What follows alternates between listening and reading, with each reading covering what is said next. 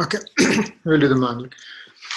Namo loe sarvatrikavarti aryantam, namo loe sarvatrikavarti siddham, namo loe sarvatrikavarti ayam, namo loe sarvatrikavarti vajjam, namo loe sarvatrikavarti sanam, omkaram bindu sanyuktam nityam dhyanti yoginam kamadam mokstam cheva omkaraya namo namah. Mangalam Bhagavan Viro, Mangalam Gautamo Gani, Mangalam Kunda Kundari Jayendamatu Mangalam. Tirthankaro Jagatana Jayavanta Varto, Omkaranad Jinano Jayavanta Varto, Jinana Samo Saranaso Jayavanta Varto, Ne Tirthachara Jagama Jayavanta Varto, Namo Tirthanayakane, Namo Omkaranadane, Omkara Sangaryotene, Namo Te Sri Kunda Kundane, Aho Upakara Jinavarano Kundano Dhani Divyano, Jina Kundu Dhaniyapya, Aho Te Guru Kanano, Aho Te Bhagavati Matano, Dhruva Achalane, Anupama Gati Pamela Sarve Siddhane, Vandikam Sutta Kevali Bhashita Asamaya Prabhrata Are, Eka Surya Sada Arupi Jnana Darasanamaya Khare, Kanyanyate Maru Jari Paramanu Matra Nathi Are, Om Namah Siddhivya, Om Namah Siddhivya, Om Namah Siddhivya. તો આજે આપણે એક નવું શાસ્ત્ર ચાલુ કરીએ છીએ, પંચાસ્તિકાય નામનું શાસ્ત્ર. તો કુંદકુંદ સ્વામીએ બેઝિકલી 5 શાસ્ત્ર લખ્યા. 5 શાસ્ત્રની અંદર કયા કયા? સમયસાર, પ્રવચનસાર, નિયમસાર, પંચાસ્તિકાય અને અષ્ટપાહુડ. કુંદકુંદ સ્વામી 2000 વર્ષ પહેલા થયા, અને 2000 વર્ષ પહેલા થયા ત્યાર પછી શું કર્યું કુંદકુંદ સ્વામી કે પોતે સદેહે મહાવિદ્ય ક્ષેત્રમાં ગયા. પોતે 6ઠા 7મા ગુણ સ્થાને કે ઝૂલતા મુનિરાજ હતા, અને પોતે પોતાની એવી વૃદ્ધિ હતી તો પોતે જમીનથી થોડુંક ઊંચે ચાલતા હતા એવી વૃદ્ધિ હતી, અને આકાશ ગમનની પણ એમની વૃદ્ધિ હતી. તો આકાશ ગમન પોતે પોતાની રીતે જઈને 8 દિવસ મહાવિદ્ય ક્ષેત્રમાં રહ્યા. મહાવિદ્ય ક્ષેત્ર એટલે શું? આપણે અત્યારે જંબુદ્વીપમાં છે. જંબુદ્વીપમાં વચ્ચેના પાર્ટમાં મહાવિદ્ય ક્ષેત્ર અને સેન્ટરમાં આવે મેરુ પર્વત આવે, અને એના સાઉથમાં આવે ભરત ક્ષેત્ર, નોર્થમાં આવે ઐરાવત ક્ષેત્ર. તો પોતે મહાવિદ્ય ક્ષેત્રમાં તીર્થંકર ભગવાન કાયમ માટે હોય. કેટલાક ભગવાન મિનિમમ કેટલા હોય? 20 હોય, અને મેક્સિમમ કેટલા હોય? મહાવિદ્ય ક્ષેત્રમાં મેક્સિમમ કેટલા હોય? 160. કેમ? તો કે એક મહાવિદ્ય ક્ષેત્રના 32 ખંડ થાય. 32 ખંડ થાય તો 5 મહાવિદ્ય ક્ષેત્રના 32 × 5 160 થાય. હવે 160 મેક્સિમમ તીર્થંકર, અને મિનિમમ કેટલા હોય? તો જે 32 ખંડ છે ને એના 4 ભાગ પડે, 8-8ના 4 ભાગ પડે. એટલે મિનિમમ 4 તીર્થંકર એક મહાવિદ્ય ક્ષેત્રમાં, અને મેક્સિમમ 5 × 5 = 20, એટલે 20 મિનિમમ તીર્થંકર હોઈ શકે. તો આપણે 170 તીર્થંકર ભગવાનની પૂજા આવે છે. તો એ કઈ રીતે? મિનિમમ 20. જો આપણે 8 પહેલા અઢી દ્વીપની અંદર મનુષ્ય રહી શકે. હા, જંબુદ્વીપ, પછી લવણ સમુદ્ર, ધાતકી ખંડ અને આપણે પુષ્કળ દ્વીપ, એટલે અર્ધ પુષ્કળ એમ કરીને 2.5 દ્વીપ થયા. 2.5 દ્વીપની અંદર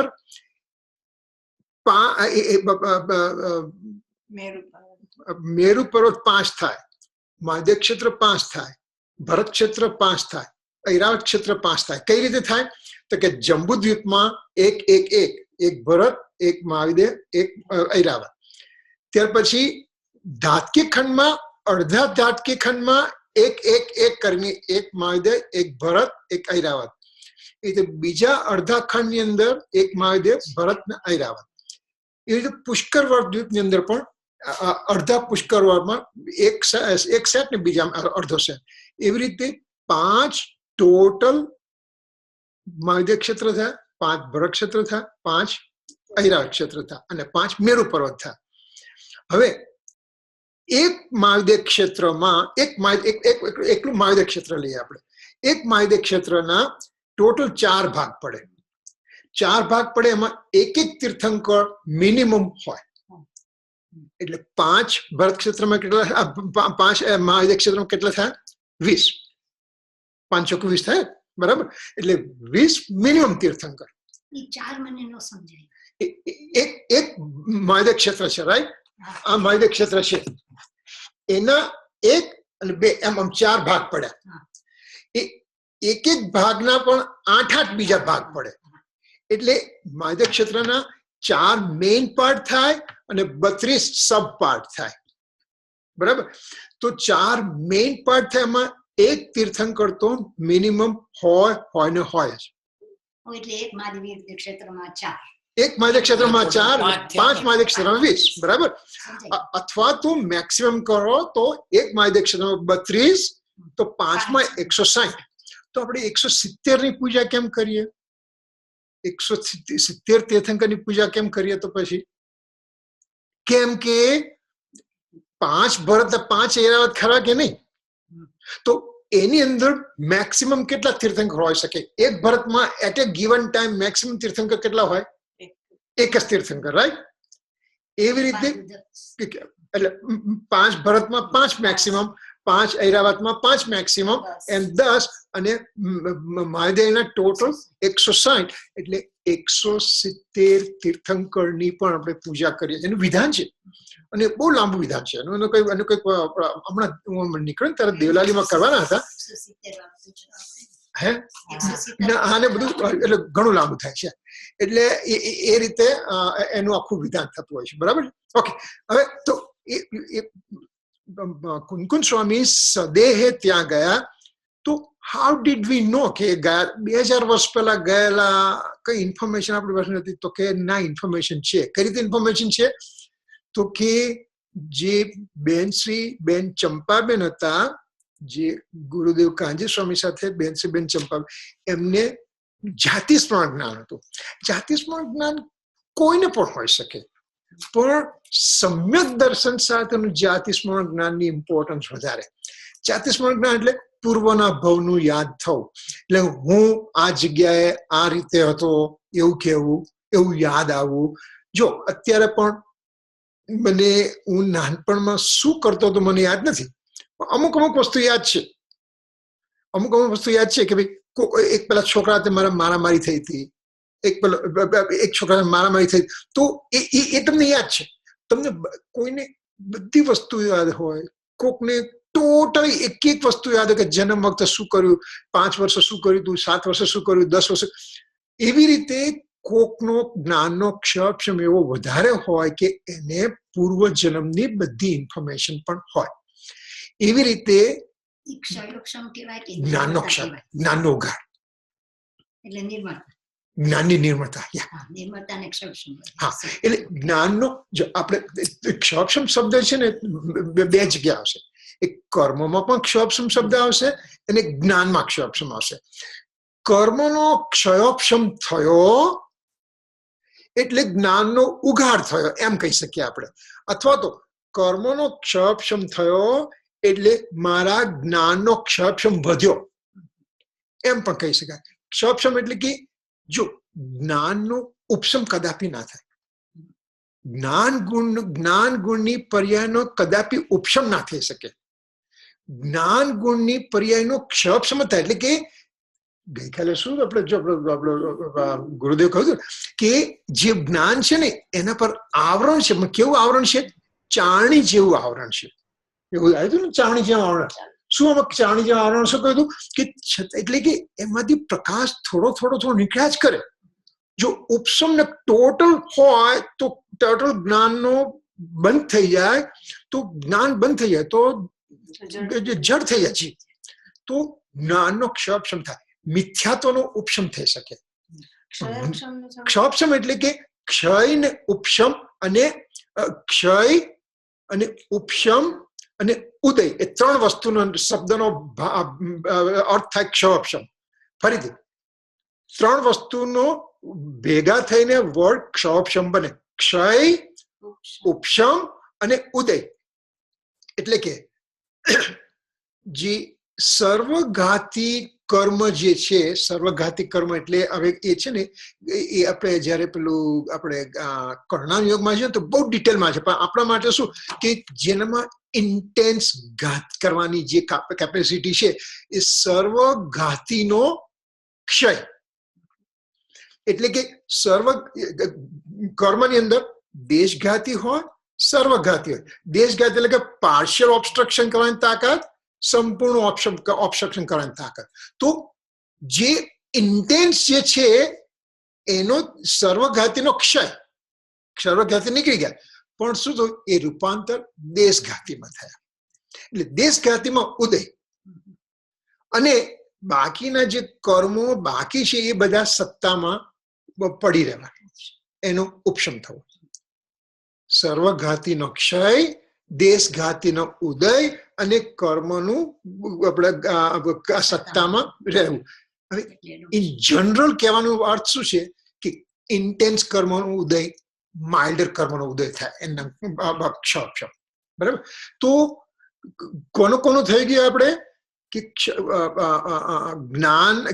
જ્ઞાનાવરણ કર્મનો ક્ષોપશમ થયો, અને આ બાજુ આત્માની અંદર શું થયું? જ્ઞાનના કર્મનો જ્ઞાનનો વિકાસ થયો. અચ્છા, એવા જ્ઞાનના વિકાસથી કે બેનશ્રીબેનને, જેને આપણે માતાજીના નામથી ઓળખીએ છીએ અત્યારે, ચંપાબેનને જ્યારે જાતિસ્મરણ જ્ઞાન થયું ત્યારે એમણે કહ્યું કે મારા જાતિસ્મરણ જ્ઞાનમાં મને ખબર છે, મને ખબર પડી કે કુનકુન સ્વામી ત્યાં 8 દિવસ માટે આવ્યા હતા. એમણે 8 દિવસ ભગવાનની દેશના સાંભળે, અને જ્યારે ભગવાનની દેશના નહોતી થતી ત્યારે શુદ્ધ કેવડીઓ સાથે, ગણધર ભગવંતો સાથે બેસી અને ચર્ચા કરી, તત્વની ચર્ચા કરી. તો તે વખતે બેનશ્રીબેન અને શાંતાબેન બંને, ચંપાબેન, શાંતાબેન બંને એ એક શેઠના બંને દીકરા હતા, અને ગુરુદેવ કાનજી સ્વામી રાજકુમાર હતા. ત્રણેય મિત્રો હતા. એટલે ત્રણેય મિત્રો ભગવાનની દેશના સાંભળવા જતા હતા. એ જયારે એમણે કહ્યું ત્યારે ઇટ પ્રૂવડ કે કુનકુન સ્વામી સદેહ ત્યાં ગયા હતા. ત્યાર પછી આપણે કર્ણાટકમાં પેલા જે 2 પર્વતો છે ને, નહીં માંગે આપણે આ જે બાહુબલીની સામે જે પર્વત છે ને, એ 2 પર્વતો પર શિલાલેખ લખાયેલા છે. એ શિલાલેખની અંદર આપણે આમાં જોઈશું, શિલાલેખ લખેલા છે. તો એ શિલાલેખની અંદર પણ કુનકુન સ્વામીનું ઉલ્લેખ આવેલો છે. તો આ રીતે કુનકુન સ્વામી 2000 વર્ષ પહેલા ત્યાં ગયા હતા, આવી અને પછી શાસ્ત્રની રચના કરી. તો 50 આપણે 5 શાસ્ત્રોનો સંગ્રહ. તો એની અંદર એ કેટલું સુંદર રીતે આપણે એનું રૂપક આપવામાં આવ્યું છે કે પ્રવચન સારની અંદર આત્માનું સ્ટ્રક્ચર, આત્મા શું છે એનું આખું સ્ટ્રક્ચર બતાવ્યું. અને એનું પ્રવચન સારની અંદર જ્ઞેય તત્વ પ્રજ્ઞાપન, જ્ઞાન તત્વ, પહેલા જ્ઞાન તત્વ પ્રજ્ઞાપન, જ્ઞેય તત્વ પ્રજ્ઞાપન અને ચરણાનુયોગ ચૂલિકા કરીને એ 3 શાસ્ત્રથી સમ્યક જ્ઞાન, દર્શન, ચારિત્રની વાત કરવામાં આવી. એની અંદર પણ જો ટાઈમ મળે તો 93 ગાથાથી 124 ગાથા સુધી છે, એમાં દ્રવ્ય બંધારણની વાત છે, એક્સ્ટ્રીમ ડિટેલમાં છે બહુ. અને જો એ આપણને સમજ પડે તો આપણા બહુ જ કન્સેપ્ટ બધા ક્લિયર થઈ જાય. અને એનું પ્રવચનો સાથેનું છે, હું તને મોકલાઈ આપીશ, સોફ્ટ કોપી છે, અને એની અંદર વાંચવા જેવું છે. અને બહુ જ સરસ રીતે સમજાવ્યું ગુરુદેવે. હા, એટલે પ્રવચન સારમાં આખું આત્માનું બંધારણ સમજવામાં આવ્યું.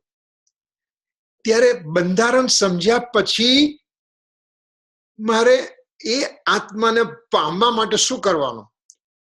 કે તું સમયસર વાંચ, કેમ કે એમાં દ્રવ્ય દ્રષ્ટિની વાત કરવામાં આવી. દ્રવ્ય દ્રષ્ટિ એટલે હું મારા ત્રિકાળી શુદ્ધ આત્મ દ્રવ્ય પ્રત્યે ધ્યાન કરું છું. એટલે ત્રિકાળી શુદ્ધ દ્રવ્ય માટેની વાત કરવામાં આવી. એટલે એક શું થઈ ગયું? સમયસાર થઈ ગયું. હવે એ જ્યારે મેં દ્રવ્ય દ્રષ્ટિ કરી તો મને ફળ શું મળે? તાકે તને સમ્યક દર્શન મળે, અને સમ્યક દર્શન પછી તારામાં પ્રગતિ કરતા કરતા શ્રાવકપણું, મુનિપણું, અને અંતે તને કેવળ જ્ઞાન અને મુક્તિ થાય. તો એમાં નિયમસાર એનો નિયમ આપ્યો કે તને કયા નિયમથી તને મળશે? તને તો સમ્યક દર્શન, જ્ઞાન, ચારિત્રથી તને મુક્તિ મળશે. એના માટે નિયમ શાસ્ત્રની રચના કરવામાં આવી. તો કે આ જયારે હું સમ્યક દર્શન, જ્ઞાન, ચારિત્રની વસ્તુ સમજુ છું, તો મને સમજવું પડશે એમાંથી. તાકે 6 દ્રવ્યોનું સ્વરૂપ શું છે એ તને સમજ પડશે. અને એ પંચાસ્તિકામાં વર્ણન આવ્યું. અને તારે જયારે આટલું બધું તું કરીશ તો અલ્ટિમેટલી તને સિદ્ધના 8 ગુણોની પ્રાપ્તિ થશે. એમાં અષ્ટપાહુડ એમાં આવી ગયું. એ રીતે આ પંચ પરમાગમને કઈ રીતે આપણે લેવાના, કઈ રીતે સમજમાં લેવાના એની વાત. પ્રવચન સારમાં સૌથી પહેલા કુનકુન સ્વામી આવીને પહેલા પ્રવચન સારની રચના કરી.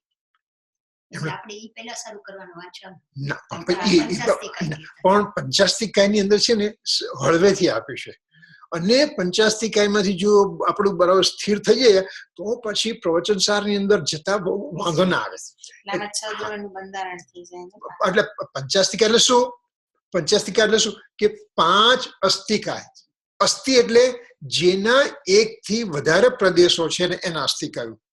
જેના 1 થી વધારે છે ને અસ્થિ કહ્યું. તો જો અસ્થિ એટલે છે, અસ્થિ એટલે કાય એટલે 1 થી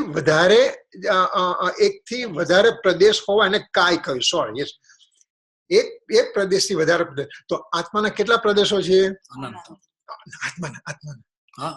આત્માના અસંખ્યાત. આત્માના અસંખ્યાત પ્રદેશ.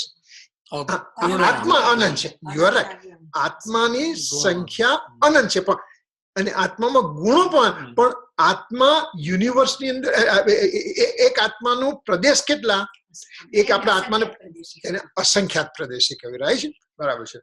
ત્યાર પછી આત્મા અસંખ્યાત પ્રદેશી એટલે આત્મા અસ્થિકાય. કાય એટલે કે વધારે પ્રદેશી. પૂતગલ અસ્થિકાય એટલે શું કહ્યું કે પૂતગલ પરમાણુ તો એક જ પ્રદેશી છે. I'm just talking. No, I had chat. But I'm just looking at because you know there.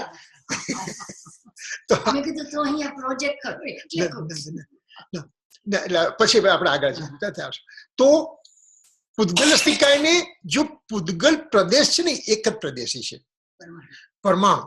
પણ એ પરમાણુમાં સ્નિગ્ધ અને વૃક્ષ ગુણ હોવાને લીધે એકની એક સાથે જોઈન્ટ થઈ જાય એટલે વ્યવહારથી એને સ્કંદ કહેવામાં આવ્યો. એક દ્વિઅણુક, ત્રિઅણુક, ચતુર્ણુક એમ કરીને અનંતા પરમાણુઓ ભેગા થાય ત્યારે એક સ્કંદ થાય. સ્કંદ એટલે મોટો ભાગ થયો. એને અણુ પણ કહી શકો. હવે તો કર્મની અંદર શું આવે? કર્મની અંદર અનંતા પૂતગલ પરમાણુઓ આવે. અનંતા પૂતગલ પરમાણુનો સમૂહ થાય ત્યારે કર્મ પાર્ટિકલ બને. અને એવા કર્મ પાર્ટિકલને પણ છદ્મસ્ત જોઈ ના શકે. અનંત પૂતગલ પરમાણુનો સમૂહનો એક પાર્ટિકલ થાય, કર્મ પાર્ટિકલ. એને પણ કેવળી ભગવાન જ જોઈ શકે. છદ્મસ પણ ના જોઈ શકે, આપણે મિથ્યાત્વી ના જોઈ શકે નેચરલી, પણ સમ્યકદર્શી કે મુનિરાજ પણ ના જોઈ શકે. તો એને પૂતગલાસ્તિકાએ કહ્યું. જીવના અસંખ્યાત પ્રદેશ એટલે જીવાસ્તિકાએ કહ્યું. અચ્છા, હવે ધર્માસ્તિકાના કેટલા પ્રદેશો?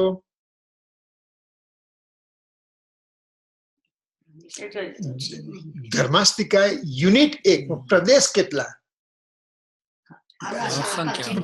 ધર્માસ્તિકા ક્યાં સુધી રહે છે? લોકાકાશના કેટલા પ્રદેશ? અસંખ્યાત. લોકાકાશના અસંખ્યાત પ્રદેશ એટલે ધર્માસ્તિકાના કેટલા પ્રદેશ? અસંખ્યાત. અસંખ્યાત એક થી વધારે થયા. એક થી વધારે એટલે એને ધર્માસ્તિકાય કહ્યું. ધર્મ અસ્તિકાય. પછી અધર્માસ્તિકાય કેવું? Same thing. અધર્મ અસ્તિકાય, કેમ કે એની અંદર પણ અસંખ્યાત પ્રદેશો છે. અને આકાશના કેટલા પ્રદેશો? આકાશ કયા આકાશના? એક મોટું આકાશ, એનો લોકાકાશ એટલે ટીની ટાની પાર્ટ. દાખલા તરીકે આપણે જો આને આખું આકાશ કહીએ, તે ટીની ટાઈની ડ્રોપ હોય એને આપણે લોકાકાશ કહી શકીએ. એટલે લોકાકાશ એટલે નાનો એરિયા, અને આકાશ એટલે એકદમ અનંતું આકાશ. એના કેટલા પ્રદેશો હતા? અનંત. તો આકાશસ્તિકાય. અચ્છા, કાળ દ્રવ્યના કેટલા પ્રદેશ? એક જ. એને શું કહ્યું? કાળાણુ. કાળાણુ એટલે એનો એક જ પ્રદેશ, અને એક જ પ્રદેશ છે એટલે એને અસ્થિ ખરું પણ કાંઈ નથી કહેતા. કાળ ને અસ્થિ ખરું એટલે આમાં 6 દ્રવ્યમાં 5 ને અસ્થિકાય થયા. એટલે આ શાસ્ત્રનું નામ શું કહ્યું? પંચ અસ્થિકાય. 5 દ્રવ્યો જે અસ્થિ રૂપે છે અને કાય રૂપે, એટલે કે મોર દેન વન પ્રદેશ રૂપે છે, એટલે અસ્થિ. ઓકે, એમ કરીને હવે આપણે પંચાસ્તિકાય ઉપર આવીએ. હવે પંચાસ્તિકાયની અંદર શું કહેવા માંગે છે, તો એનું આપણે થોડુંક ઉપોદ્ઘાત વાંચીએ. કે આપણે જે પંડિત જે લખેલો છે, બહુ જ સરસ વર્ણન લખેલું છે. આપણે થોડુંક એનું વાંચીશું. ના, આમાં જ આવશે. અહીંયા આમાં છે, એક ગુજરાતી બુકમાં છે. યસ, અને અહીંયા પણ આવશે.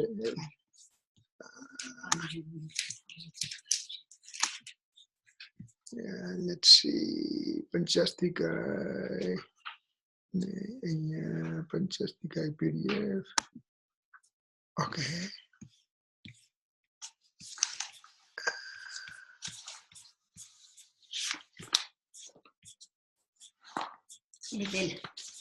હા, આની પહેલા આજે છે ને શિલાલેખ છે, આપણે જોઈ લઈએ. શિલાલેખ પર અમારે છે ને બાકી તમારે ઓલું કુંકુદાચાર્યનું કેટલું સરસ દેવલાલીમાં છે. ત્યાં શાંતિનાથ ભગવાન છે, હોલમાં બનાવ્યું છે ને કુંકુદાચાર્યનું. આપણે લેફ્ટ હેન્ડ આમ જઈએ ને, શાંતિનાથ ભગવાન સામે નહીં, પણ એમાં આગળ જઈએ તો પાર્શ્વનાથ ભગવાન અને કુંકુદાચાર્ય એક્ઝેક્ટ આજે ચિત્રપટ છે ને, એવી રીતે આખું વર્ણ કર્યું છે. અને કુંકુદાચાર્ય બેઠા રૂમ જેવું કર્યું છે. તમે આગળ નહીં ગયા હો. શાંતિનાથ ભગવાન મોટો હોલ છે. અચ્છા, આગળ એક્સટેન્ડ કર્યો ને પાર્ષદ ભગવાન પછી. અચ્છા, આ મને ખ્યાલ આવ્યા થોડી. તો જો આમાં શું કહ્યું છે? ભગવાન શ્રી કુંકુદાચાર્ય વિશે ઉલ્લેખો. વંદ્યો વિભુર ભુવિ ન કૈરેહી કૌંડ કુંદ કુંદ પ્રભા પ્રણયી કીર્તિ વિભૂષિતાશ યશ્ચારુ ચારણ કરાંબુજ ચરિકી શક્ય સુતસ્ય ભરતે પ્રયતઃ પ્રતિષ્ઠામ. ચંદ્રગીરી પર્વત પરના શિલાલેખ. ચંદ્રગીરી એટલે કયો પર્વત? આપણે આ જે પેલો એ છે ને, આપણે એ શ્રવણ બેલગોલાની સામેનો ચંદ્ર. એના પહેલાનો અર્થ શું કહ્યું? કુંદ પુષ્પની પ્રભા ધરનારી, જેમની કીર્તિ વડે દિશાઓ વિભૂષિત થઈ છે, જેઓ ચરણોના ચારણ વૃદ્ધિધારી મહામુનિઓના સુંદર હસ્ત કમળોના ભ્રમર હતા, અને જે પવિત્રતાએ ભરત ક્ષેત્રમાં શ્રુતની પ્રતિષ્ઠા કરી છે, એ વિભુ કુંદ આ પૃથ્વી પર કોનાથી વંદ્ય નથી? એક ચંદ્રગીરી પર એ શ્લોક, અને બીજો વિંધ્યગીરી, એ બીજો માઉન્ટેન છે ને, એના વિંધ્યગીરી છે. એના પર આ જે છે, આ વિંધ્યગીરી, આ જે શિલાલેખ છે, કોંડ કુંદો યતીન્દ્ર યજો ભીરસ ફુષ્ટ તમ ત્વમંત બાર હેભી સંવ્યજીયંતુ યતિશ રજપદમ ભૂમિતલમ વિહાય ચચાર મન્યે ચતુરંગુલમ સ.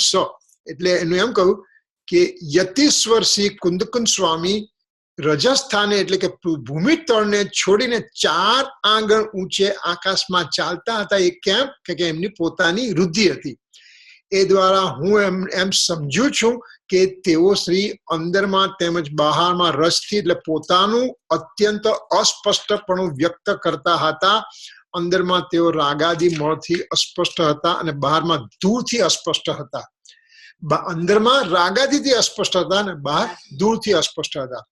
અને ત્રીજી છે દર્શન સારની અંદર લખેલું છે જવું પણું મણમ દિયાહો સિમંદર સામી દિવ્ય પ્રણાણેણ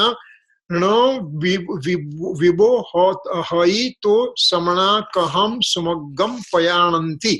દર્શન શાસ્ત્રમાં લખ્યું છે. એનો અર્થ શું હતો? મહાદેવ ક્ષેત્રના વર્તમાન તીર્થંકર દેવ શ્રી સિમંદર સ્વામી પાસેથી મળેલા દિવ્ય જ્ઞાન વડે શ્રી પદ્મનંદીનાથે એટલે કે કુંકુંચાર્ય દેવે બોધ ન આપ્યો હોત તો મુનિજનો સાચા માર્ગને કેમ જાણત? એમ કહું દર્શન સારમાં. અને શ્રીમદ રાજચંદ્રજી શું લખ્યું?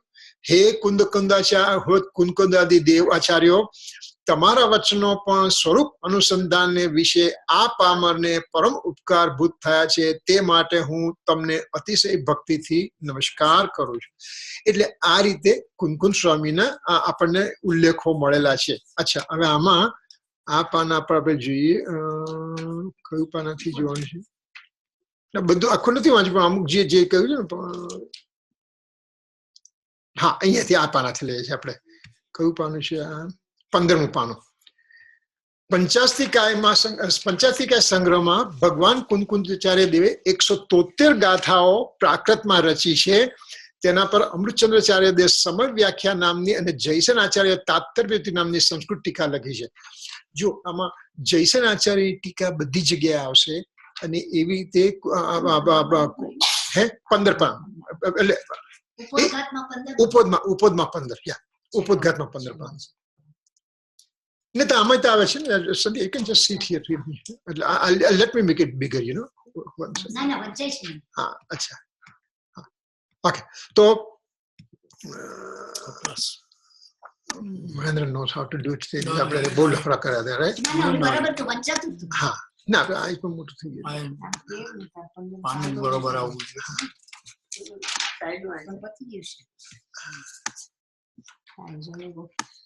તમે તારે ઓલું બધા બરાબર કઈ વાંધો નહીં. હજી થોડું કરું. ઓકે, સો પંચાસ્તિકા સંગ્રહ 173 ગાથા છે આની અંદર. અને એના પર અમૃતચંદ્રાચાર્ય સમય વ્યાખ્યાનની ટીકા. ટીકા એટલે શું કર્યું કે કુંકુંદ સ્વામીએ શ્લોક લખી કાઢ્યા. એટલે અમૃતચંદ્રાચાર્ય જે 1000 વર્ષ પછી થયા, કુંકુંદ સ્વામી પછી 1000 વર્ષ પછી થયા, અને એમણે કેવી રીતે શ્લોક લખ્યા કે જાણે કે કુંકુંદ સ્વામીના હૃદયમાં કેમ ઘૂસી ગયા હોય અને કુંકુંદ સ્વામીના હૃદયમાં શું હતું એને નિચોડ કરીને પોતે એમાં સમય વ્યાખ્યા નામની સંસ્કૃત ટીકાની અંદર એડિશનલ કળશ બધું લખ્યું. અને એના પર જયસન આચાર્ય દેવ તાત્પર્ય નામની સંસ્કૃત ટીકા લખી. જયસન આચાર્ય લગભગ 300 વર્ષની આસપાસ થઈ ગયા, યુ નો, રિસન્ટલી. ક્યારે ક્યાં લખ્યું છે? 900? હા, ના કદાચ એ તો આપણે અમૃતચંદ્રાચાર્યનું 900 વર્ષ પછી. જયસન હમણાં 300 વર્ષની આસપાસ, 300 ની આસપાસ. અને ત્યાર પછી પાંડે હેમરાજજીએ સમય વ્યાખ્યાનો ભાવાર્થ પ્રાચીન હિન્દીમાં લખ્યો અને ભાવાર્થનું નામ બાલાવબોધ ભાષા ટીકા રાખ્યું. 72માં પરમસુદ પ્રભાવક મંડળ દ્વારા પ્રકાશિત હિન્દી પંચાસ્તિકાની મૂળ ગાથાઓ બંને સંસ્કૃત ટીકાઓ અને હેમરાજજી કૃત બાલાવબોધ ભાષા ટીકા પ્રગટ થયેલ છે. હવે પ્રકાશન પામતા ગુજરાતી પંચાસ્તિકા મૂળ ગાથાઓ, તેનો ગુજરાતી વોટએવર એ બધું એ છે. અચ્છા, હવે એમાં આગળ વધીએ તો જો આપણે છે ને વચનામૃતની અંદર એ તને ખબર છે વચનામૃતમાં જોયું છે કે પંચાસ્તિકાની હા કૃપાળુદેવ હતું એ યા અને કૃપાળુદેવે પંચાસ્તિકાની બધી ગાથાનો અનુવાદ આપેલો છે આપણા વચનામૃતની અંદર. એમની હી રિયલ બબ્બે લાઈનની અંદર એક ગાથાનો અનુવાદ છે.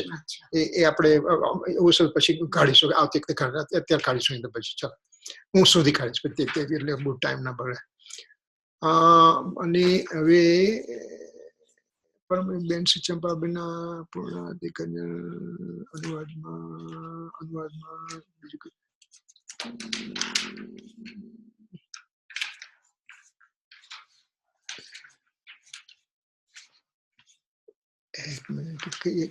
this he has written very nicely. I really મને બહુ ગમ્યું એમને ઉપદગાત લખે છે પણ મને ટાઈમ નતો અત્યારે આની ઉપર છે આઈ થિંક.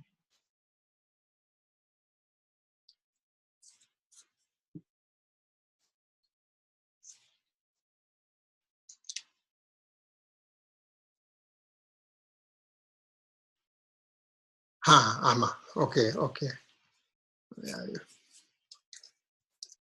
ઓકે આ કયા પાનથી ચાલુ થાય છે? 13મા પાનથી ચાલુ છે, છેલ્લી બે લીટી.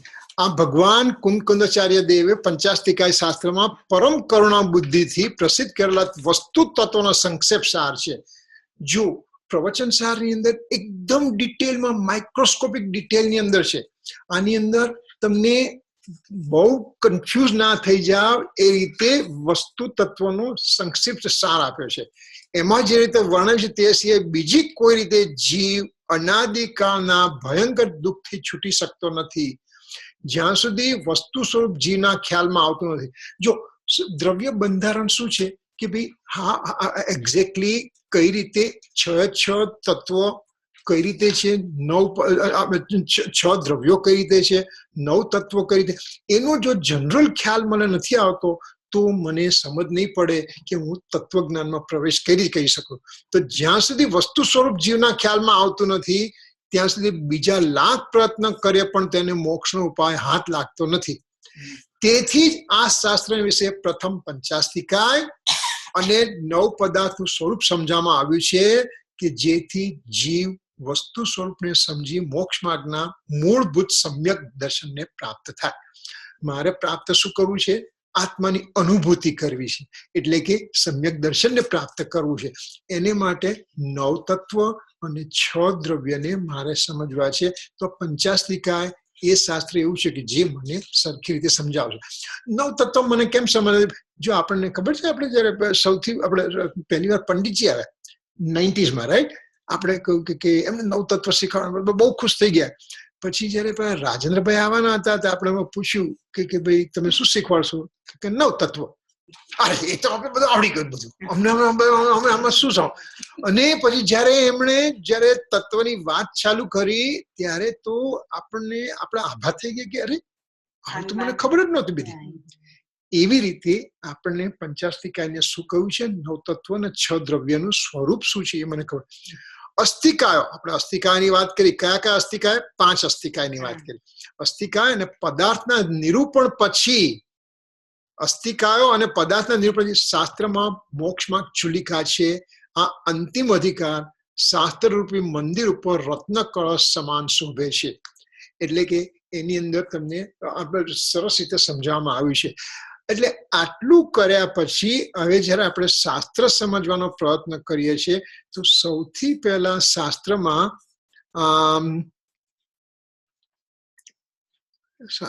એક મિનિટ,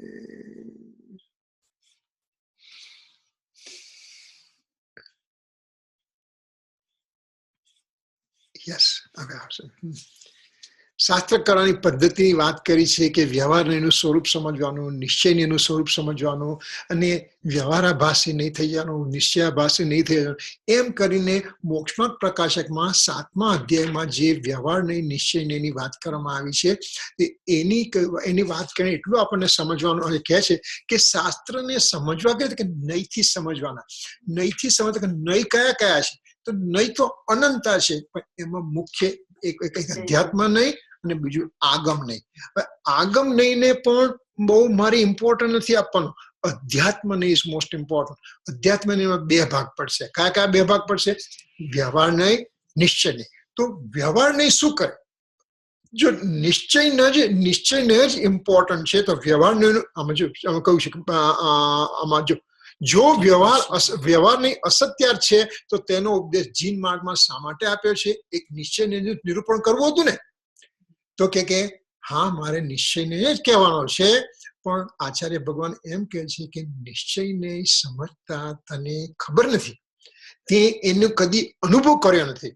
તે અનુભવ નથી કર્યો એટલે તને વ્યવહાર નહીંથી કહેવામાં આવે છે.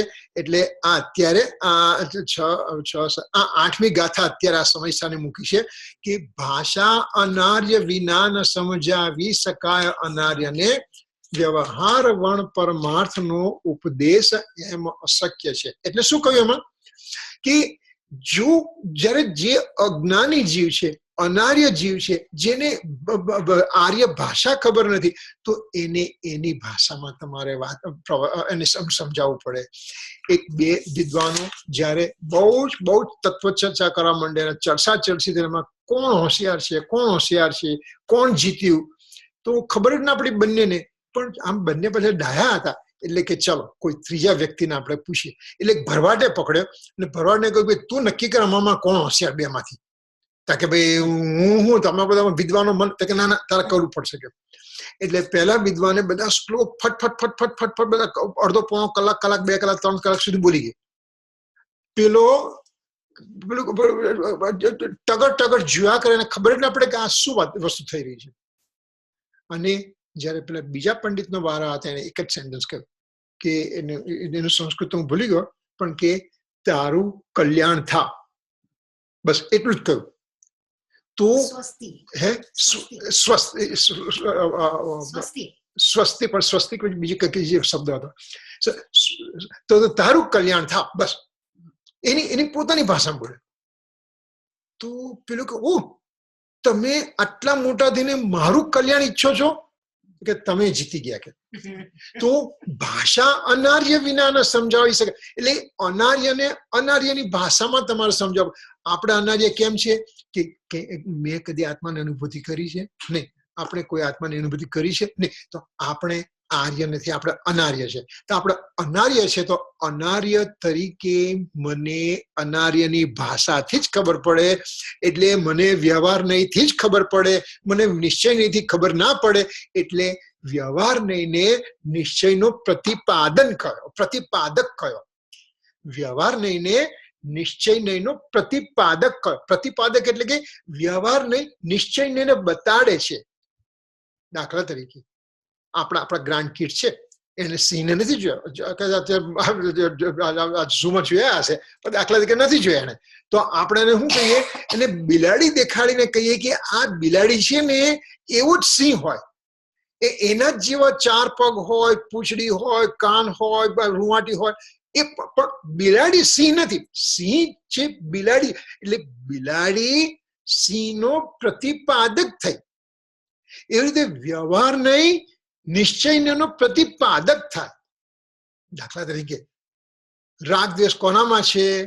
મારામાં છે. તો કે જે રાગ દ્વેષ કરે ત્યાં આત્મા છે એમ કરીને આત્મા ક્યાં છે એમ મને બતાડવામાં આવ્યું. પેલા કહ્યું કે હીરો તારે શોધવાનો છે, જ્યાં તું જા પૃથ્વી પર જા તને હીરો મળશે. તો આખી પૃથ્વી પર હું ફરવા માંડ્યો, મને કઈ હીરો બીરો મળ્યો નહીં. પછી હું ગયો ગુરુ પાસે, ભાઈ તમે કંઈક તો સમજાવો મને કે હીરો ક્યાં? ત્યાં ખાણમાં મળશે કે. ચાલો આખી દુનિયાને બદલે હું ખાણમાં તો જાઉં. એવી રીતે આત્મા ક્યાં મળશે? તો કે યુનિવર્સમાં મળશે. ક્યાં હોતું? તો કે તારી અંદર મળશે. તો મારું લિમિટ ક્ષેત્ર અહીંયા આટલું આવી ગયું એમ. એવી રીતે મને વ્યવહાર નહીંથી આત્મા ક્યાં છે એમ સમજવામાં આવ્યું. એવી રીતે વ્યવહાર નિશ્ચયનો પ્રતિપાદક થયો. હવે નિશ્ચયને શું થાય? વ્યવહારનો નિષેધાત્મક થયો. નિશ્ચય શું કહે છે? વ્યવહાર છે જ નહીં, આઈ ડોન્ટ બિલીવ વ્યવહાર નથી છે, વ્યવહારને તમારે ખટપટ કરવા નહીં કે બસ. એટલે વ્યવહારનો નિષેધ કરે. અને પેલો બિચારો વ્યવહાર કે નિશ્ચય છે તમે જાઓ, નિશ્ચય છે તમે ત્યાં જાઓ. એટલે આ બંને નહીં મારે ખ્યાલમાં રાખવું તો મને સમજ પડે. એટલે કયા નહીંથી કઈ જગ્યાએ શું વાત કરવામાં આવી છે એ જો મને ખ્યાલ આવે તો મને આ શાસ્ત્ર સમજવાની ખબર પડે. તો આની અંદર એવું કહ્યું છે કે નિશ્ચય વ્યવહાર બંને નહીંથી વાત કરવામાં આવી છે એટલે તારે સમજવું પડશે એમ. એક મિનિટ. હા. મહાવીર સ્વામી કાળધર્મ પામ્યા પછી વીર સંવત શરૂ થઈ. નિર્વાણ પામ્યા. કાળધર્મ નિર્વાણ. સોરી, નિર્વાણ પામ્યા પછી વીર સંવત શરૂ થઈ, રાઈટ? તો કુંકુંદાચાર્ય ક્યારે થયા? એ મહાવીર સ્વામીના 500 વર્ષ પછી. 500 વર્ષ પછી. હા, 500. તો આમાં લખ્યું છે, હું જે તમને 900 કહેતી હતી ને કે આજે દર્શન પાઉટ કે તમે કીધું ને દર્શનસાર કે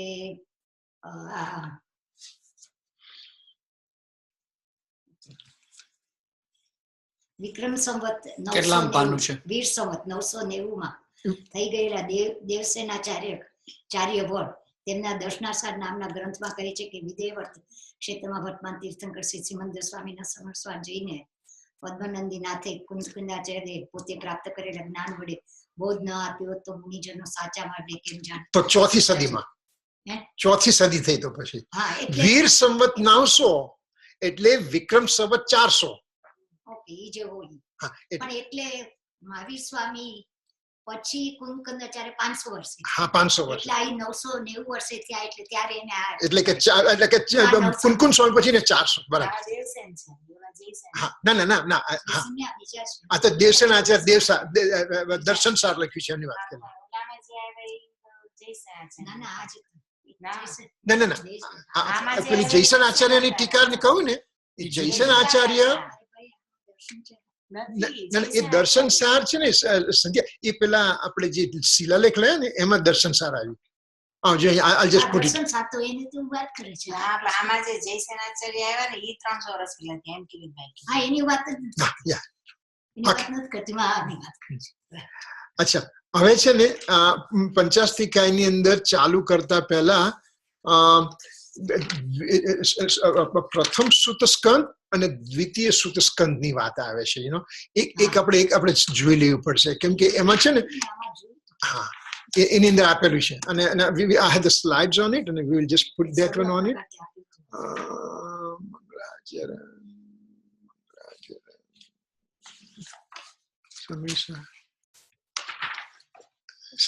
Mangalacharan given record presentation. Samisa stanza 2. Mangalacharan દેખાય જ મને. એ રાઈટ માં ઉપર એરો. I hope આમાં છે. એટલે શું સમજીએ છીએ? એક મિનિટ. પ્રથમ સૂતસ્કંદ ને દ્વિતીય સૂતસ્કંદ નામનું આવશે અને that we have to understand that part. એટલે આમાં છે કે બીજામાં છે?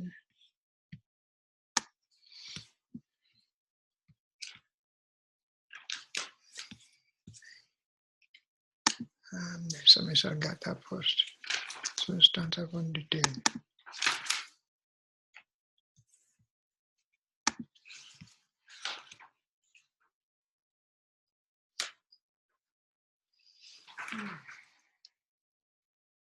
Okay.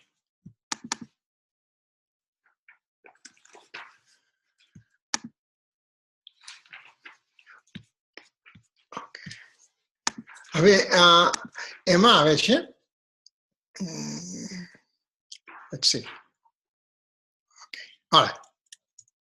કે જે સમયસાર, નિયમસાર, પંચાસ્તિકા, અષ્ટપાહુર અને આ બધા જે પંચ પરમાગમ છે ને એને આપણે એવું કહું કે દ્વિતીય સૂત સ્કંદમાં આવે.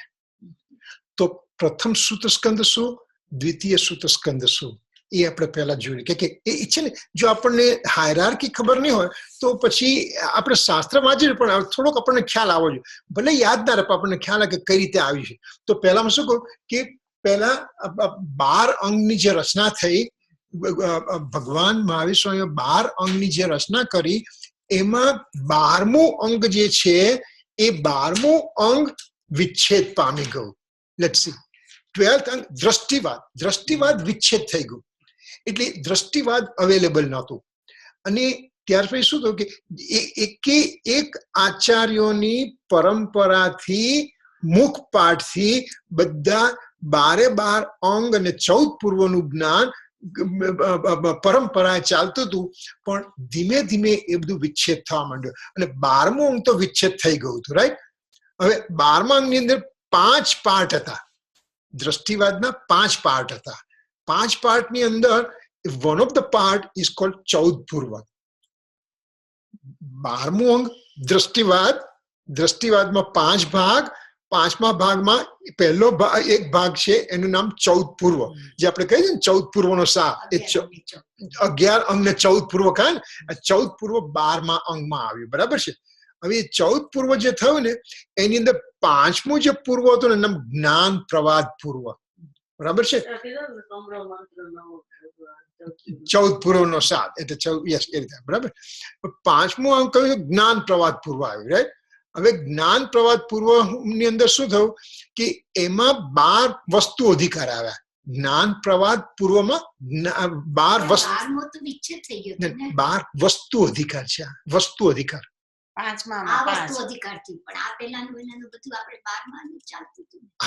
12મા ની અંદર જે આપણે we are working on it, just stay with us, it's coming, કે એ 12મા ની અંદર એક જ્ઞાન પ્રવાદ નામનું વસ્તુ અધિકાર આવતો હતો. ઓકે. 12 એમાં વસ્તુ અધિકાર એમાં 20 પ્રાભ્રત થયા. પ્રાભ્રત એટલે એને સબ ચેપ્ટર્સ. એના પ્રાભ્રત અધિકાર હતા એ દરેક વસ્તુ અધિકારમાં. અને 10મા વસ્તુ અધિકારની અંદર 20 પ્રાભ્રત હતા. અને one of the પ્રાભ્રત is known as સમય પ્રાભ્રત. તો સમયસાર ક્યાંથી આવ્યો તો કે અહીંયા આવ્યો. રાઈટ. એમાં 5મું હતું. હા. હવે એક મિનિટ, આઈ થિંક આગળ ગઈ સ્લાઇડ, બીજી સ્લાઇડ આગળ ગઈ.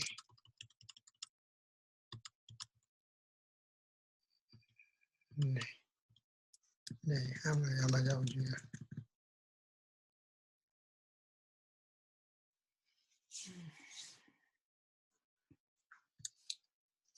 આપણે ગુરુદેવ કે છે કે શ્વેતાંબરના બધા શાસ્ત્રો બધા કાલ્પનિક છે.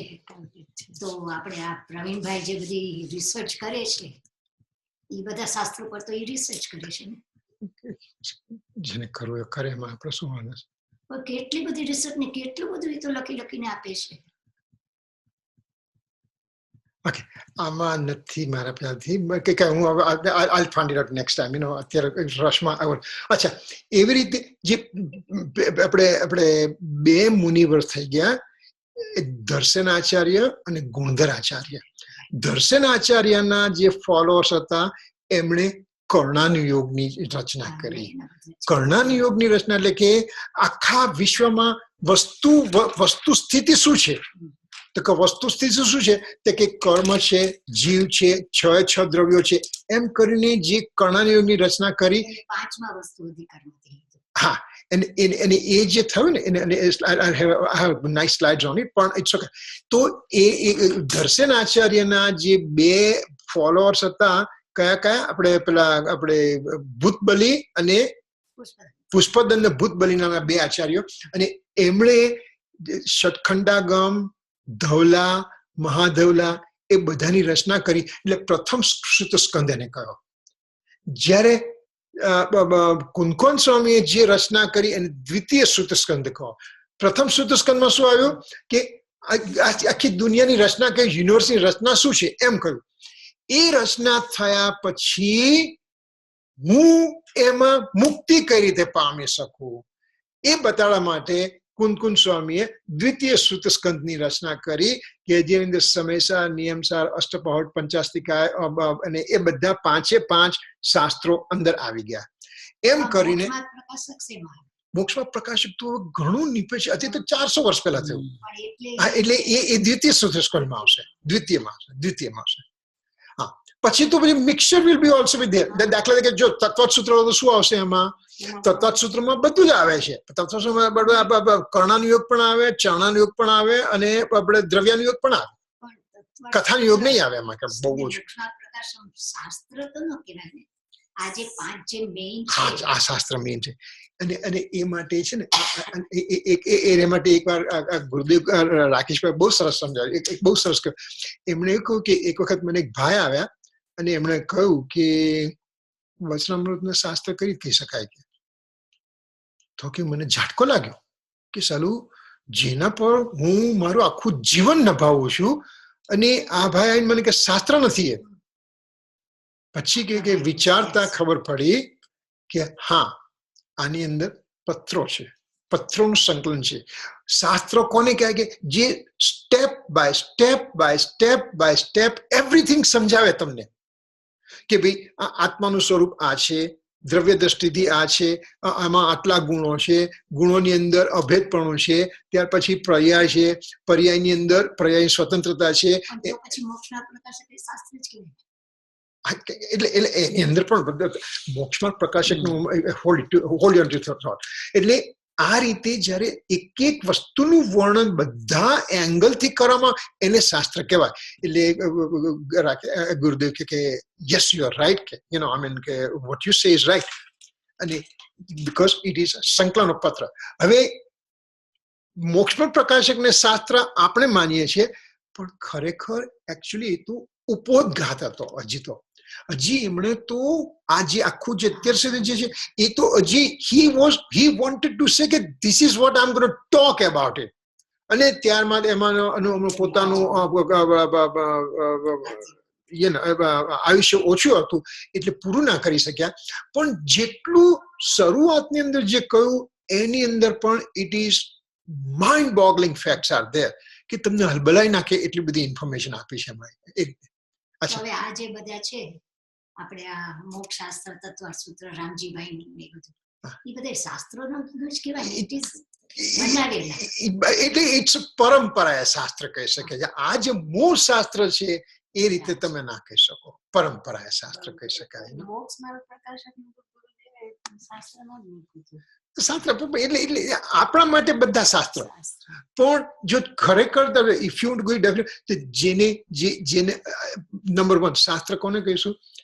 અનુભવની વાણીથી મને દર્શાવવામાં આવ્યું હોય કે મારે કયા માર્ગે જવું એને શાસ્ત્ર કહી શકાય.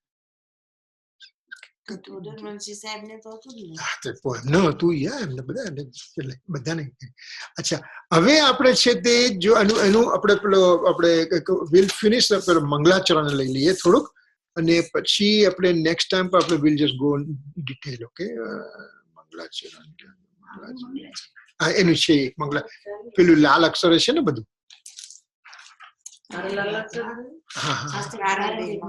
પ્રારંભિક મંગલાચરણ. યસ, પ્રારંભિક મંગલાચરણ. શું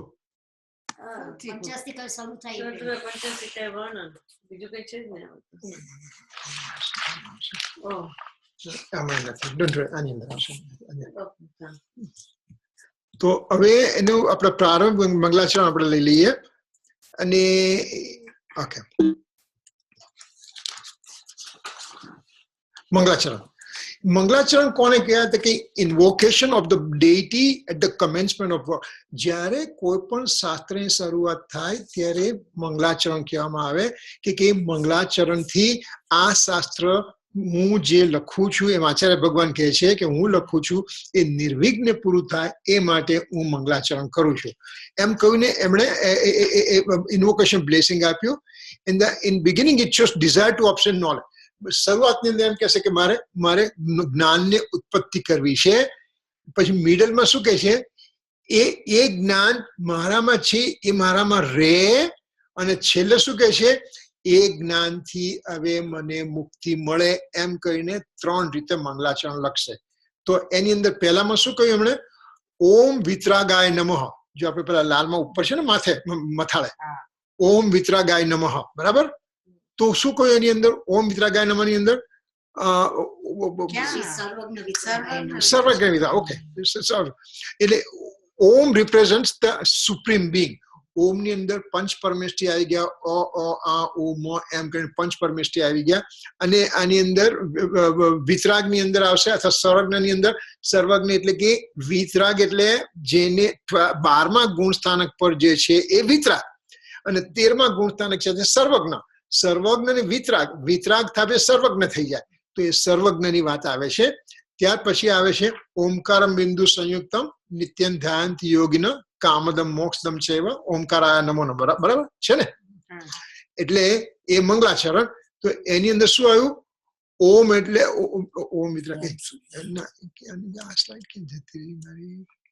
ઓમકારમ બિંદુ સંયુક્ત શું કે જે ઓમકાર કયો એટલે કે પંચ પરમેષ્ઠીનું વર્ણન કર્યું. અ આ ઉ મ ઓમ એટલે કે અર્યન સિદ્ધ, અર્યન અશરી એટલે સિદ્ધ, આચાર્ય એટલે આચાર્ય, ઉપાધ્યાય અને મુનિ.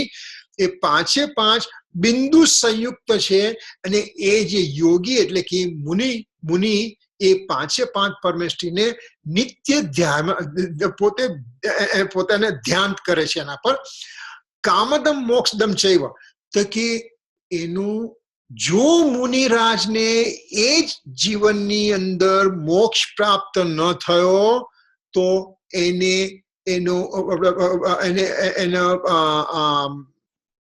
એ પોતે દેવલોકમાં જશે. અને જો મોક્ષ પ્રાપ્ત થઈ ગયો તો એ પોતે નિર્વાણની પ્રાપ્તિ કરશે. એવા ઓમકારને હું પણ નમસ્કાર કરું છું. એમ કહીને ઓમકાર બિંદુનો અર્થ. કામદમ એટલે કે કામ એટલે કે આપણે પાંચ ઇન્દ્રિયોના વિષયોનો ભોગ લેવાની જગ્યા આપણે દેવલોક, એટલે દેવલોકમાં અથવા દેવલોકમાં અથવા તો મોક્ષની પ્રાપ્તિ થશે. જો આ જન્મમાં એમની મુક્તિ ન થાય તો દેવલોકમાં એટલે કામદમ, અને નહીં તો થઈ જાય તો મોક્ષ.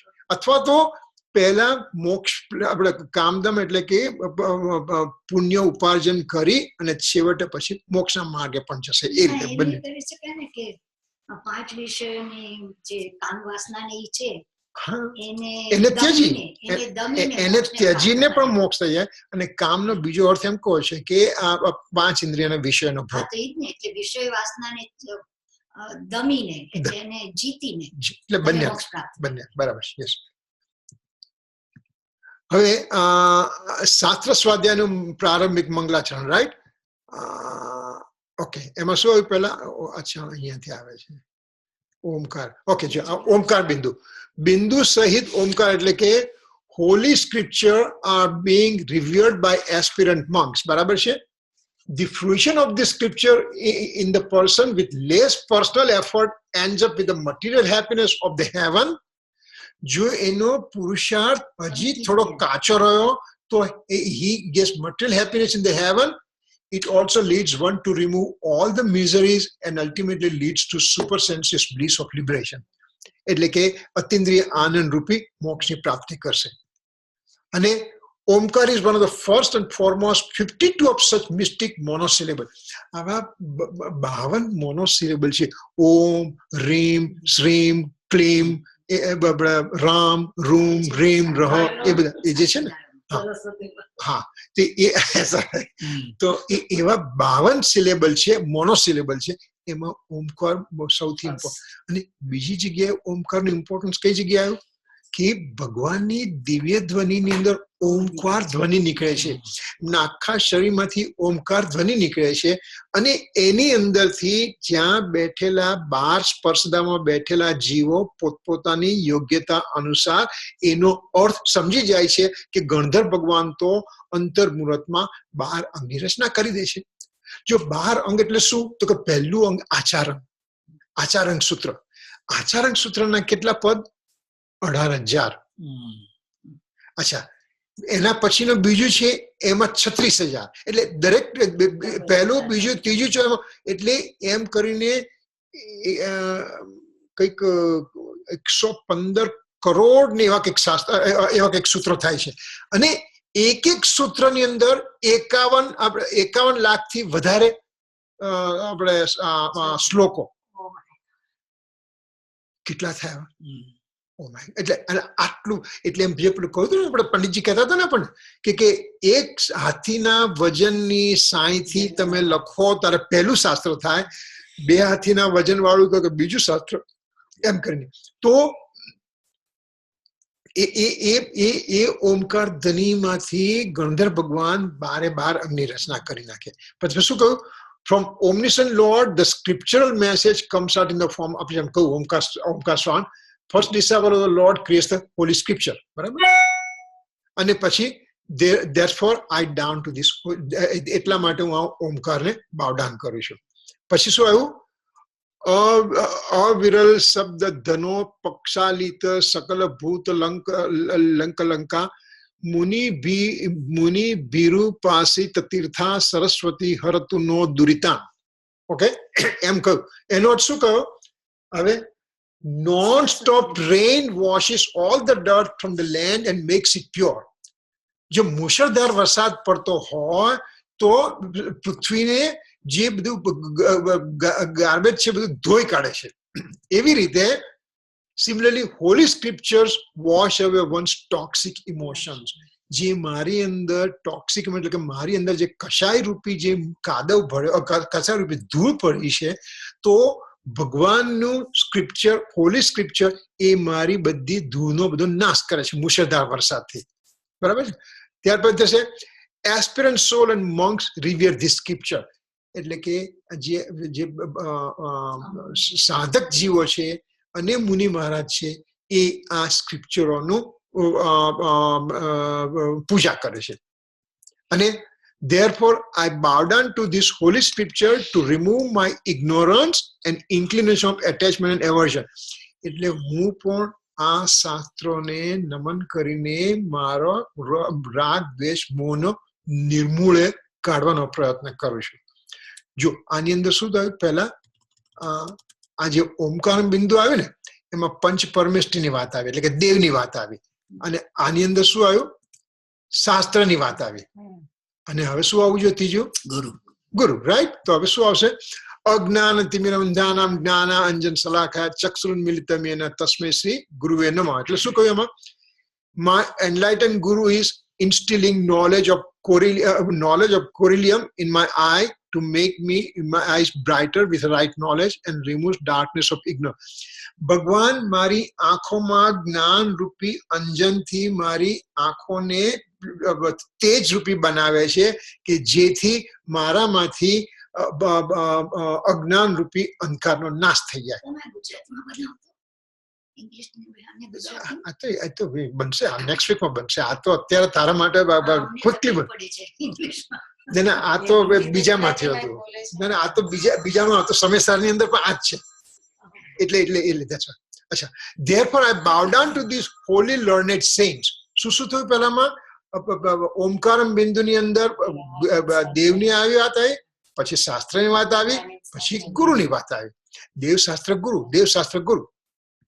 હવે શ્રી પરમ ગુરુવે નમઃ, પરંપરાચાર્ય ગુરુવે નમઃ. તેમાં શું? I bow down to the great guru like omniscient Lord. એટલે કે હું અત્યારે ગણધર ભગવાનને નમસ્કાર કરું છું. And also bow down to the other revered gurus coming in his lineage. એમની પરંપરામાં જે ગુરુ બધા આવે છે. એટલે ત્રીજા પદમાં શું કહ્યું? મંગલમ ભગવાન વીરો. એટલે મહાવીર સ્વામી ભગવાનને મહાવીર સ્વામી ભગવાન મારું મંગલ કરો. મંગલમ ગૌતમો ગણી, ગૌતમ ગણધર પણ મારું મંગલ કરવાનું. ત્રીજું કોણ આવ્યું? મંગલમ કુંદચાર્યો. એટલે કુંદ આદિ આચાર્ય દેવો પણ મારું મંગલ કરો. એમ કરીને ગુરુદેવ મંગલ પરંપરાએ જે ગુરુ આવે એને આપણે મંગલ કર્યું. હવે એક સંસ્કૃતમાં છે. હવે આખા I don't think that I'm going to read that one because it's difficult to read all the things. પણ એનો અર્થ એટલો આવશે કે this Samesa scripture અને આની અંદર પ્રવચન પંચાસ્તિકા Samesa scripture is remover of all vices, instilling virtues, establishing righteousness, giving advice to the worthy soul who are capable of liberation. એટલે શું કહ્યું કે આ સ્ક્રિપ્ચર છે એ મારા બધા ખોટા ભાવોને દૂર કરશે, મારી અંદર સારા ગુણો મૂકશે અને મારામાં રાઇટિયસ એટલે ધર્મની પણ મારામાં પ્રગટતા કરશે અને એવા giving advice to worthy soul who are capable, એટલે કે આવા ભવ્ય જીવો માટે આ શાસ્ત્ર રચના કરવામાં આવી છે. કેવા ભવ્ય જીવો?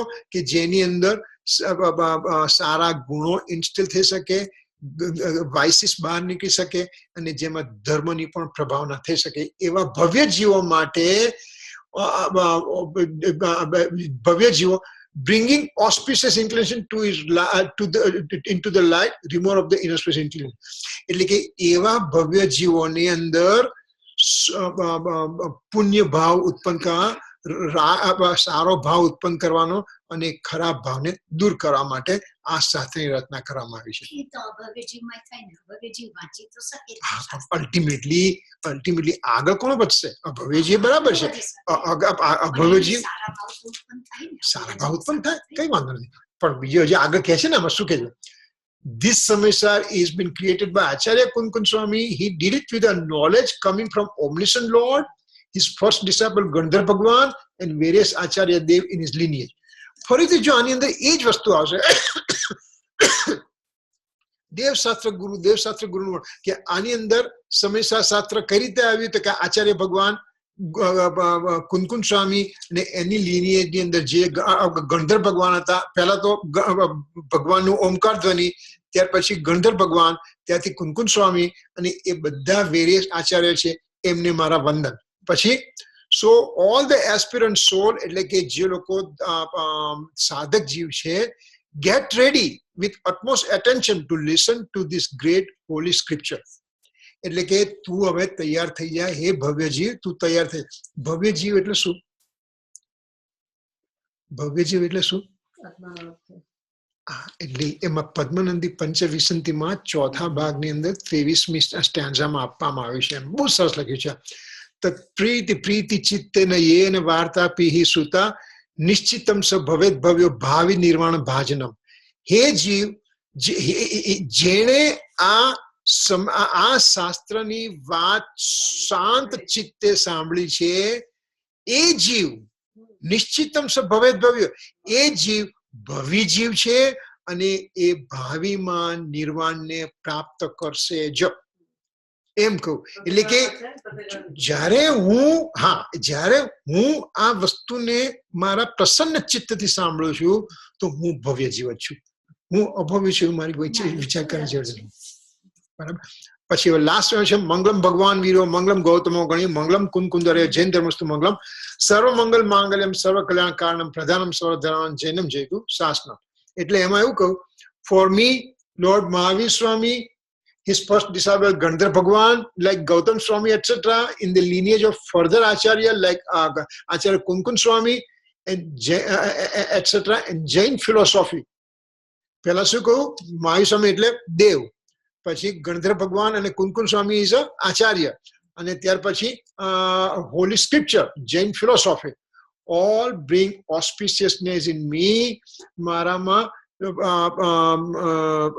મંગલની સ્થાપના કરે છે અને મારી અંદરથી જે અમંગલ છે એને દૂર કરે છે. મંગલ શબ્દના બે અર્થ કર્યા. બે અર્થ ખબર છે ને આપણને? મંગ અને ગલ. મંગ એટલે પાપ ને ગલ એટલે ગળનાર. એટલે મંગલ એટલે પાપને ગળનાર, અને બીજું મંગ એટલે પવિત્રતા, અને લ મીન્સ લયતી મીન્સ લાવે, એટલે પવિત્રતાને લાવે અને અપવિત્રતાનો નાશ કરે, અને મંગલ કહ્યું. પછી Jain philosophy is the best, એટલે કે સર્વ મંગલ માંગલ્ય. Jain philosophy is best among all amongst all and benefiting to me the most, and therefore it stands tall and firm. I bow down to it and wish to have it remain best forever. આની અંદર છે ને, just last part, કે અત્યારે એક નવું આપણા અમેરિકાની અંદર એઝ ઇફ આપણે છે ને we don't believe all the scripture અને we want to change everything, એવું એક પ્રવાહ ચાલ્યો છે. એની અંદર એમ કહેવામાં આવ્યું કે સર્વ મંગલ માંગલ્યમ સર્વ પ્રધાનમ સર્વ ધર્માણમ જૈનમ જેતુ શાસનમ. તો કે આમાં તો કે તમે તમારા જૈન ધર્મનું અભિમાન કરો છો. કે હવે તમે અભિમાન કરો છો, અને this are reality I am talking, અને અભિમાન કરો છો એટલે કે આપણા બધાની સેફટી માટે આપણે એ શબ્દ કાઢી નાખો અને કે બધા ધર્મો સર્વ ધર્મો મંગલમય છે એવું લાગે એ પોઈન્ટ મૂકો હવે કે કેમ કે આ પોઈન્ટ ખોટો છે. પ્રધાનમ સર્વધર્માણામ જગ્યાએ સર્વધર્માણામ જૈનમ સર્વધર્માણામ મંગલમ એવું કે વોટએવર કેમ કે મહાવીર સ્વામી ખોટા હતા, બધા લિનિયર આચાર્ય ભગત બધા ખોટા હતા. હું એટલો ડાયો છું અત્યારે કેમ કે આ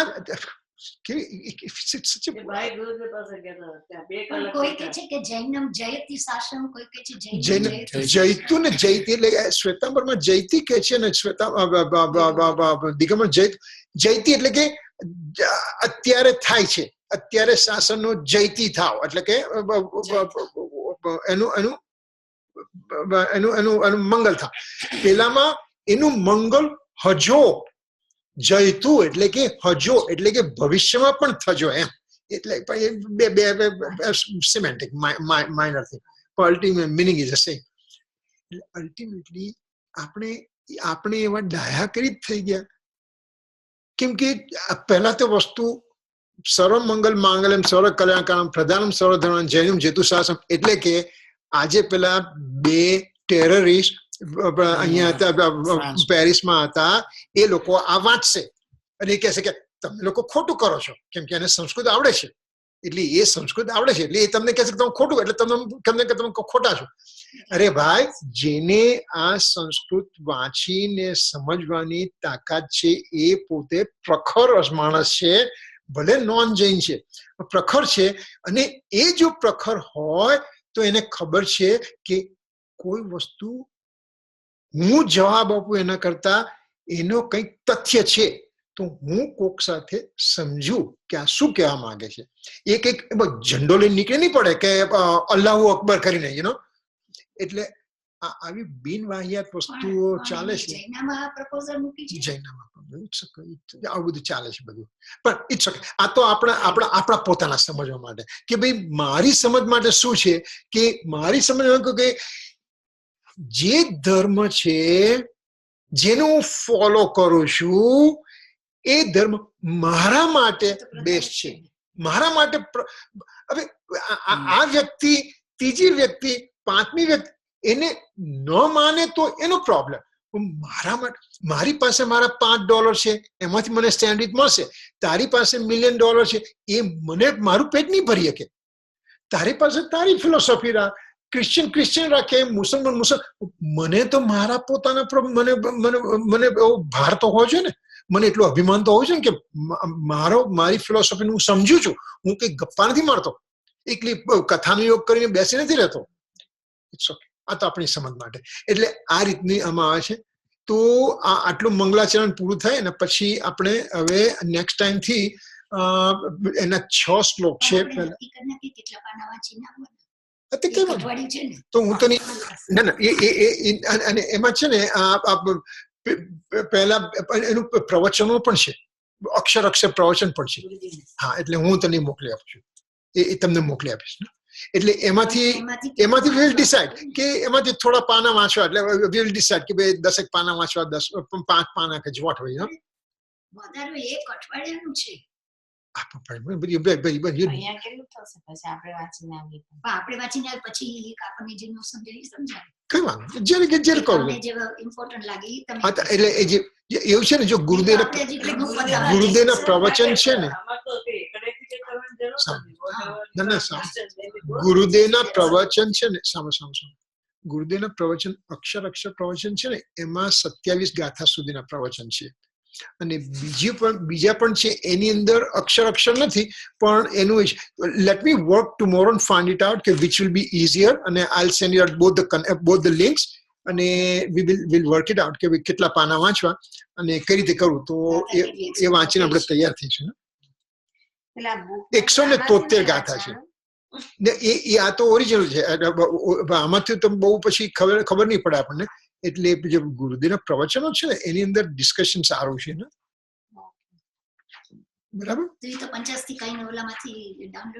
હા, એટલે પેલા આપણા અક્ષર છે અને Yeah, it was. આપણા માંથી હશે તો આપણે ડાઉનલોડ કરી શકીએ. Yeah, હું તમને પૂછી જઈશ કાલે કયું છે. Yeah, મને લિંક મોકલીશ. પણ તું ડાઉનલોડ શેમાં કરીશ? જોથી ને કે તારું Okay. Okay, any question, Geetaben or yeah, Rekha, any question? If you have it, you can unmute yourself.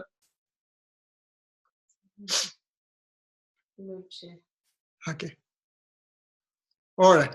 Okay, chalo, closing. Sarvamangala-mangalyam sarva-kalyana-karakam pradhanam sarva-dharmanam jainam jaitu sasanam jainam jaitu javani ke gyan se suje lokalo sovani mastakanamo sada deta hu no banam kamadu.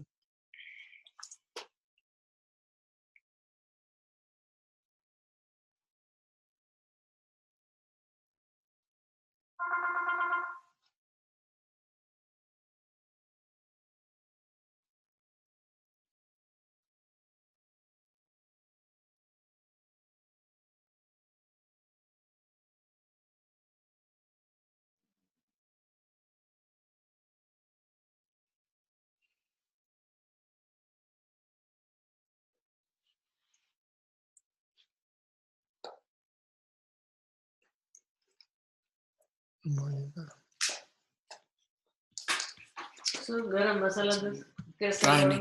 અરે બની જાય.